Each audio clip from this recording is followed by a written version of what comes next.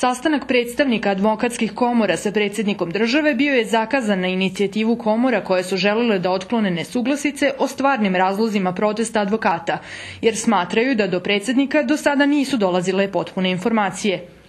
Konstatovano je da će savjetnik informisati predsjednika sa zahtevom da se zbog potrebe hitnog rješavanja nastalog problema i odblokiranja rada pravosuđa i advokature održi sastanak na inicijativu predsjednika između premijera i predstavnika Advokatske komore Srbije. Iako je kolegijum Vrhovnog kasacionog suda apelovao na advokatske komore da dozvole advokatima da postupaju u pritvorskim predmetima i hitnim građanskim sporovima, advokati kažu da za njih ne postoji razlika u predmetima.